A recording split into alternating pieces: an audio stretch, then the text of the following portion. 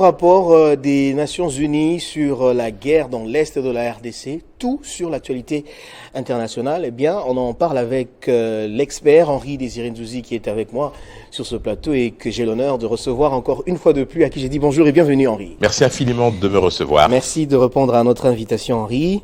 Alors, j'aimerais qu'on puisse dire quelque chose sur ce qui s'est passé hier précisément. Il s'agissait de la fête nationale française à la résidence de l'ambassadeur de France que vous avez justement animé. Comment ça s'est passé? Alors, bon, c'est assez exceptionnel, mais l'événement a été célébré avec 24 heures d'avance pour des raisons pratiques. Il s'agissait aussi, c'est important de le rappeler, du dernier 14 juillet de l'actuel ambassadeur Bruno Aubert, qui va donc quitter ses fonctions puisqu'il est arrivé au terme de son mandat. Et cette année, le 14 juillet, est placé sous le signe des Jeux Olympiques. C'était donc aussi une occasion de rappeler que cette fête importante va se tenir donc à Paris du 26 juillet au 11 août. C'est la troisième fois que Paris accueille les Jeux Olympiques, après 1900, 1924 et donc cette année. Et aussi, bien préciser que parmi les athlètes qui ont été sélectionnés pour porter la flamme olympique, eh bien, il y a un athlète congolais, un judoka, qui va avoir ce privilège de porter la flamme. C'était un moment d'échange, de partage avec toute la communauté diplomatique, avec la présence évidemment de certains membres du gouvernement. Ah ok, on a noté la présence de quels diplomates par exemple? De quel pays? La plupart, tous les pays. En règle générale, quand l'ambassade de France organise les festivités du 14 juillet, tout le monde se montre présent. Au niveau du gouvernement, il y avait le vice-premier ministre en charge de l'économie, le ministre de l'Industrie, il y avait le président du bureau d'âge du Sénat et quelques autres personnalités de la République. Alors Henri, j'aimerais qu'avant que nous puissions aller plus loin, qu'on puisse dire un mot sur ce qui s'est passé hier aux États-Unis, alors que on s'approche déjà de la présidentielle prévue au mois de septembre, si je ne m'abuse. L'un des candidats, Donald Trump, il s'agit de l'ex-président, a été victime d'une attaque alors qu'il tenait son discours devant ses militants. J'aimerais d'abord demander à la régie qu'on puisse suivre cet élément et on va revenir juste après. Couple of months old, and if you want to really see something that's said, take a look at what happened.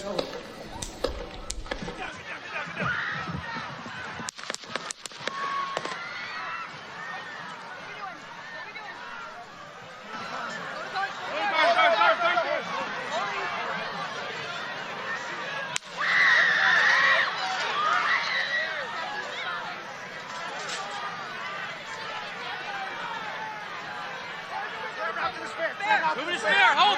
When you're ready. On you. Ready? Move. Up. Move. Go. Up. Hawkeye's here. Okay, here, move it to the spare. Spare, get ready. Spare, get ready. You ready? Down. Shooters down. Are we good? Shooters down. Are we good to move? Clear. We're Let's clear. move. We're Let's clear. move. We're clear.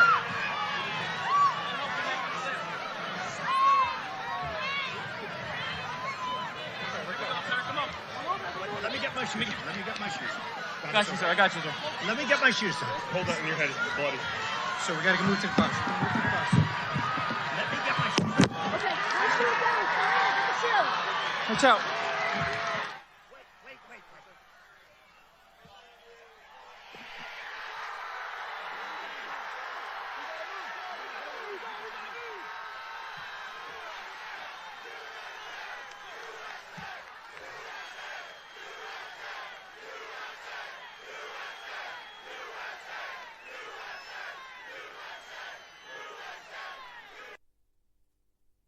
Alors Henri, on vient là de suivre l'ex-président américain qui s'est fait attaquer. Est-ce que ceci n'est pas une preuve que la démocratie américaine a perdu sa substance? Vous savez, l'histoire politique des États-Unis est émaillée d'assassinats et de tentatives d'assassinat. Je rappelle que 4 présidents américains ont été assassinés dans l'histoire américaine, donc Abraham Lincoln, James Garfield, William McKinley et John Kennedy. Vous en avez quelques-uns qui ont échappé à des tentatives. On pense à Andrew Jackson, on pense à Franklin Roosevelt, Theodore Roosevelt, Gerald Ford, Ronald Reagan. Et en matière de campagne électorale, évidemment, il y a 3 candidats, en fait, en réalité. Donald Trump fait partie des 2 seuls qui ont échappé miraculeusement. Il y en a un, malheureusement, qui a été assassiné en 68, Robert Kennedy. Et en 72, George Wallace, candidat démocrate, a échappé, mais malheureusement paralysé à vie. Et là, vous avez effectivement le cas de Donald Trump. Vous savez, 2 analyses peuvent être faites à ce niveau. Oui, la première, c'est de dire que, d'abord, c'est concernant, il faut condamner toute forme de violence, mais en même temps, la violence, sous toutes ses formes, qu'elle soit verbale ou physique, engendre toujours la violence. La société américaine est une société violente. Je ne dirais pas par essence, mais je dirais que par la force des choses, lorsque vous avez un pays où vous tolérez que plus de 300 millions de vos compatriotes détiennent une arme, ça pose un véritable problème. La deuxième chose, vous avez un lobby des armes qui est relativement... Les ports d'armes là-bas est autorisé. Absolument, très puissant. Mais on a vu aussi des drames ces 20-30 dernières années avec des tueries de masse parce qu'il y avait des gens qui estimaient normal de détenir une arme mais qui n'avaient aucune possibilité d'en contrôler l'usage. Si, en plus de cela, vous avez politiquement des gens qui soutiennent le lobby de la NRA, la National Rifle Association, eh bien vous avez un cocktail extrêmement détestable. Et ce qui s'est passé avec Donald Trump, qui est un partisan, plutôt un chaud partisan de la liberté pour chaque Américain de détenir une arme, eh bien, c'est quelque chose qui se retourne malheureusement contre lui. Il faudra à nouveau remettre sur la table cette question. Je ne pense pas, à titre personnel, que cela aura un impact sur, je dirais, la suite. Le camp républicain aura beau exploiter, évidemment, cet incident. Ce sera bien évidemment de bonne guerre, mais je salue néanmoins l'attitude du camp démocrate qui a décidé de suspendre la campagne, mais ce sera de très courte durée puisque nous entrons véritablement dans le vif du sujet avec les investitures officielles. Mais au final, c'est très important de le rappeler, l'Amérique est une société qui est gangrénée par la violence. Il n'est pas normal que dans une campagne électorale, cela puisse s'exprimer. Il faut donc que tous les candidats et que la classe politique puissent prendre véritablement conscience de cette menace. Alors, Henri, en même temps, on se pose la question qui est derrière cette attaque. Parce qu'il s'agit quand même d'une violence terrible. On se souvient que récemment, les années dernières, le Capitole américain avait été attaqué par les militants de Trump. Est-ce que tout ceci, je répète encore ma question, ne fait pas reculer la démocratie américaine? Non, mais la démocratie américaine a reculé depuis assez longtemps. Lorsque vous avez des écarts de langage, lorsque vous stigmatisez des communautés, lorsque vous opposez une forme de deux Amériques, en fait, vous créez malheureusement les germes d'un conflit. Et donc, c'est quelque chose qui, à terme, finit par exploser. À ce stade-ci, ce serait prématuré de dire qui est derrière, etc. Mais on est au moins certain, on sait qui en est le principal bénéficiaire. C'est évidemment Donald Trump qui s'est toujours posé en victime ça va jouer en sa faveur, système. Il aura beau exploiter cet incident, je dirais que ce sera de bonne guerre. Maintenant, on verra comment les choses s'articuleront. Voilà. Alors, j'aimerais qu'on puisse parler de nous, de la RDC. Vous êtes au courant que le nouveau rapport des Nations Unies, des groupes d'experts des Nations Unies avait été rendu public. Cette fois, on aimerait savoir quelles sont les nouveautés. Il n'y a pas de nouveautés. Enfin, si vous me faites allusion à la présence de l'Ouganda cité comme pays, mais ça on le savait déjà un peu, on s'en doutait un peu. Ça se disait, mais maintenant, c'est devenu un peu plus crédible. C'était un secret de polichinelle, donc on va dire que cette fois-ci c'est un peu plus documenté. Pour autant, c'est bien, les rapports se succèdent, mais nous ce que nous attendons c'est des sanctions. Donc on peut disserter à longueur de journée sur le contenu, les conséquences. Au final, je pense que tant que le Conseil de sécurité n'aura pas pris la pleine mesure de la gravité de la situation, avec cette nécessité de pouvoir passer à l'étape des sanctions sans se limiter ou se cantonner aux déclarations d'intention et aux condamnations, on aura fait un pas important. Est-ce que le fait que l'Ouganda soit finalement cité par ces experts de l'ONU signifie que l'Ouganda, qui niait justement son soutien jusque-là au M23, est démasqué? Et est-ce que ça signifie qu'on est victime d'un complot à grande échelle? Le complot à grande échelle existe depuis longtemps. Je veux dire, si vous remontez dans l'histoire, déjà dès 1900... L'Ouganda, pourtant, je le rappelle, qui est avec nous, hein, notamment à Béni pour lutter contre les Mais aidés. je rappelle que déjà en 98-99, l'Ouganda soutenait certains groupes armés. Et l'Ouganda s'est même retrouvé à un moment donné représenté dans les institutions par les groupes qu'il soutenait. Donc l'Ouganda, c'est pas vraiment une surprise. Je dirais simplement que lorsque vous prenez les différentes étapes de ce conflit, que ce soit l'accord global et inclusif, l'accord de Sun City, qui suivait en fait l'accord de Lusaka, beaucoup plus tard l'accord cadre d'Addis Abeba, vous avez toujours un même fil conducteur, la nécessité pour les pays de la sous-région de prendre conscience du risque d'une déflagration et de la nécessité de, disons, réunir les efforts pour pouvoir apaiser la situation. Pour ce qui est de la présence de l'Ouganda, je pense qu'il appartient désormais maintenant à nos autorités de pouvoir clarifier cette situation avec Ça a été dit, avec Kampala, je bien sûr. signale au Conseil de sécurité, Bien sûr. au Conseil des ministres. Tout à fait, absolument. Le gouvernement a reconnu que Bien sûr. l'Ouganda apporte aussi des appuis Bien sûr. au M23. Voilà, donc maintenant, il nous appartient de clarifier tout cela, mais au final, il faut que l'on puisse enfin franchir le stade des sanctions, parce que sinon, on va se retrouver ici dans 3-4 mois avec le même sujet, de nouvelles révélations qui, en réalité, n'auront pas fait avancer la situation sur le terrain. Alors, on a vu une réaction rapide du porte-parole du gouvernement au sujet justement de la publication de ce rapport. Est-ce que cette fois-ci, il y a lieu d'espérer quand même en une suite favorable? Mais on espère toujours. Vous savez, c'est un travail de longue haleine. Il faut parfois du temps.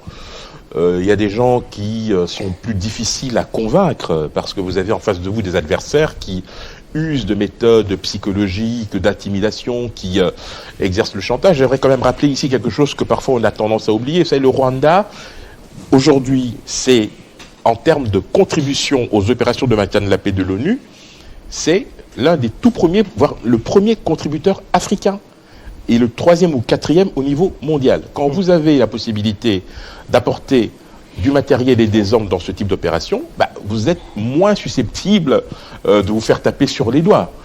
Si maintenant on parle par extension de financement qui j'espère seront suspendus, puisque vous savez que l'armée rwandaise opère dans le Cabo Delgado au Mozambique et que depuis quelques années ils le font avec un financement de l'Union européenne. Je constate avec beaucoup de joie que certains commencent à se réveiller enfin pour conditionner la poursuite de cette aide-là à une sortie de crise en RDC. Et c'est une très bonne chose.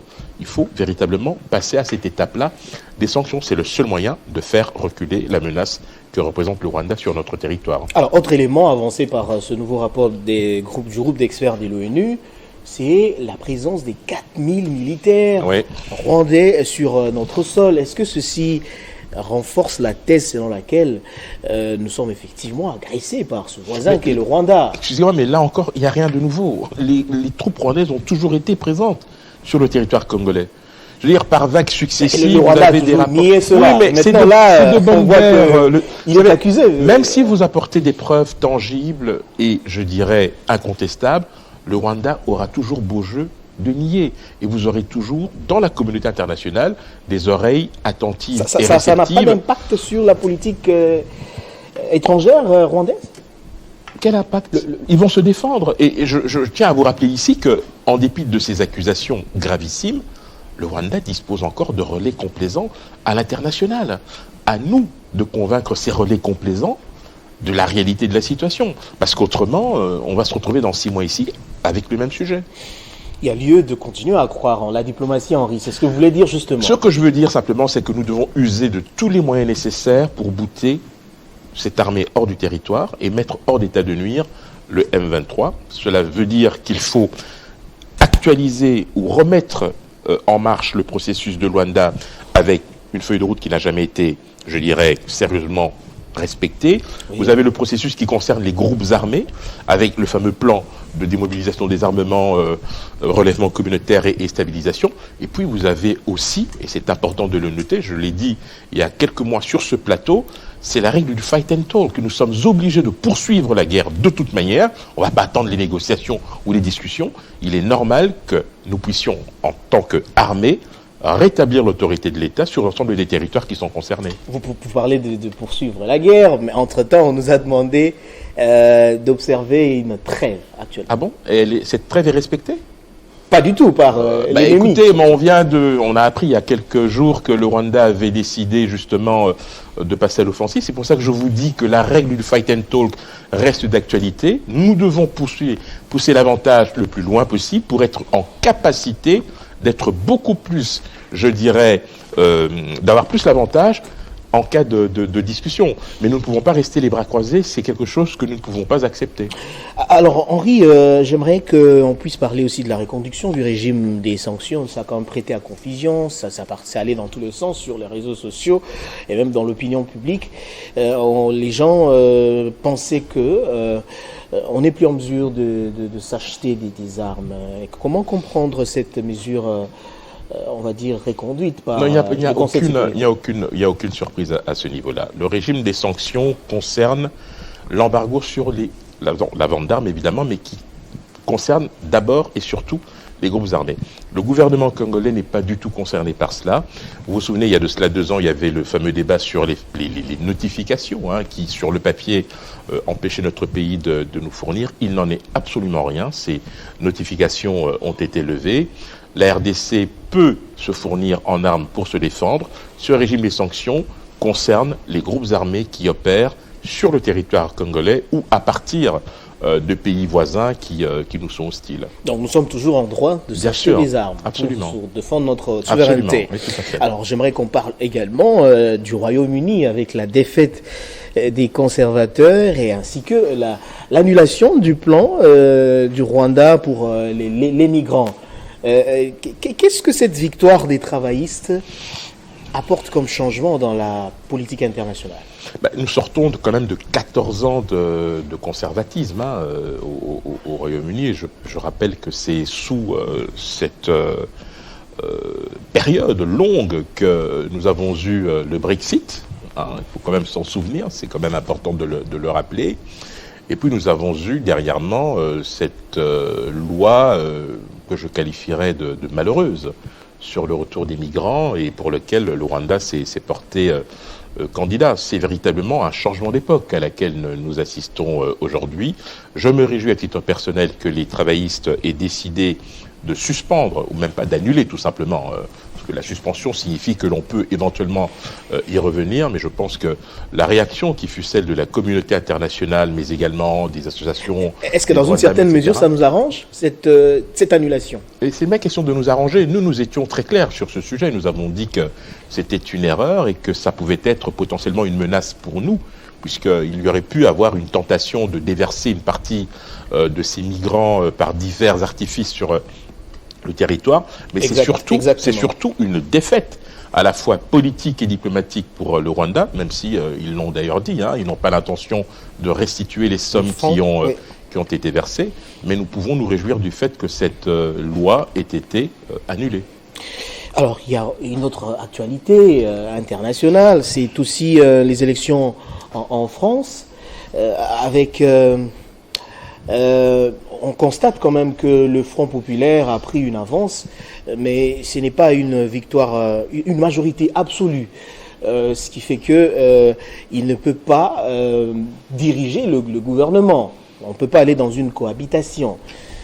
Est-ce que tout ceci prouve que la politique intérieure de la France est en difficulté actuellement? Écoutez, après les élections européennes, il y a eu un résultat sans appel. C'était la victoire du Rassemblement national.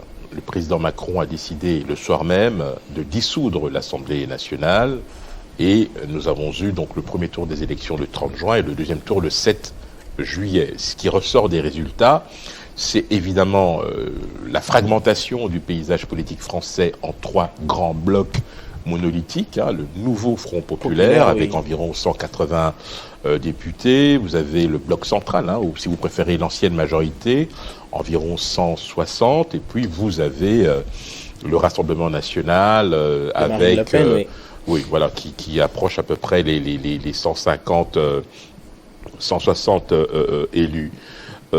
Dans ces conditions, c'est impossible pour chacun de ces groupes de diriger, pour une simple et bonne raison, c'est que la majorité absolue est de 289 sièges, même s'il est vrai, depuis 2022, Emmanuel Macron... Il fallait atteindre ce chiffre-là pour aller dans une cohabitation. Oui, déjà. Mais il faut rappeler que depuis 2022, Emmanuel Macron gouverne avec une majorité relative de 240 députés. Malheureusement, cette majorité relative est maintenant à 150, 160. Mais c'est vrai que traditionnellement, au soir de telles élections, on va normalement confier le soin de former le gouvernement à la première famille politique ou au premier groupe, parce qu'en fait, il faut bien distinguer les familles politiques des groupes politiques. La France insoumise n'a pas beaucoup de choses à voir avec le Parti socialiste, avec Europe Écologie Les Verts ou les communistes, mais la tradition veut que l'on confie les rênes au bloc majoritaire, en fait, aussi relative soit-elle cette majorité. Le problème, c'est que il y a des dissensions dans tous les groupes, à l'exception notable du Rassemblement national, et vous avez donc des tentatives, notamment du bloc central, donc de la famille politique d'Emmanuel Macron, de pouvoir élargir, je dirais, le nombre de leurs élus pour arriver non pas à une majorité absolue, mais à une majorité relative qui permette néanmoins de gouverner et faire passer quelques réformes consensuelles. Alors, en quelques mots, Henri, est-ce que tous ces revers connus par Macron sont dus à cette prise des positions, parfois jugées extrêmes, par rapport à la guerre en Ukraine? Il y a beaucoup... Non, je ne pense pas que la guerre en Ukraine ait réellement pesé. Ce qui a véritablement pesé dans cette élection, c'est trois préoccupations chez les Français. Allez-y. L'immigration, la sécurité et bien évidemment les questions économiques et sociales. Il y a un mal-être, il y a des réformes qui ont été imposées dans la douleur. On pense notamment à la réforme sur l'âge de la retraite, puisque le bloc de gauche a affirmé vouloir abroger toutes les dispositions. Et puis vous avez aussi un débat existentiel, en fait, la place des jeunes dans la société, où allons-nous, que faire, comment bâtir une société, je dirais, tolérante. Et puis c'est aussi, je pense, la démonstration que par rapport au péril que représentait le Rassemblement national, vous avez des blocs qui se sont constitués en front républicain. Et ça s'est traduit par les électeurs, une prise de conscience qui s'est traduite dans les urnes, qui a permis d'éviter une arrivée massive du Rassemblement national. Mais on voit par la suite que les partis politiques ne semblent pas se montrer très dignes du choix qui a été opéré par les électeurs, puisque maintenant, on est beaucoup plus dans une guerre de positionnement individuel. On a terminé cette émission, mais je voudrais, avant de chuter, que vous puissiez dire quand même un mot sur les élections rwandaises, les élections présidentielles prévues déjà demain. Est-ce que Kinshasa doit suivre de près cette Kinshasa doit de toute façon s'intéresser à la politique intérieure de tous ses voisins. Et à plus forte raison, le Rwanda. Je rappelle qu'en 2017, Paul Kagame a été réélu déjà à l'époque avec 98,79%. Il avait déjà à l'époque écarté certains candidats comme Madame Victoire Ingabire. En 2015, à la suite d'une opportune modification de la Constitution, donc on a décidé de réduire le mandat à 5 ans, mais sans limitation réellement. Et en 2023, on a instauré le système justement de coupler les élections législatives avec les élections présidentielles. Il n'y a pas de suspense. Kagame sera réélu. Il a utilisé la situation de l'Est comme variable d'ajustement dans sa campagne pour rassurer sa population. C'est un discours qui est destiné à la consommation intérieure. Il a muselé davantage l'opposition. Il bénéficie d'une diaspora qui pratique l'autocensure. C'est un boulevard pour lui. Et donc, au soir du 15 juillet, nous aurons encore Paul Kagame à la tête du Rwanda. Alors, Kinshasa n'a pas intérêt à ce qu'il soit réélu, parce qu'on l'accuse. Oui, certes, mais il faudra malheureusement... développer une politique belliqueuse sur notre pays. Il faudra malheureusement penser à d'autres solutions. Voilà qui me fait à cette émission. Madame, Messieurs, je vous remercie de l'avoir suivi. Merci à vous, Henri, de toutes ces belles, très belles en tout cas, analyses sur l'actualité à la fois de notre pays, mais également sur le volet international. Merci. Nous aimerions vous retrouver très prochainement. Avec plaisir. Voilà qui met fin totalement à cette émission. Madame, Messieurs, je vous remercie de l'avoir suivi de partout dans le monde.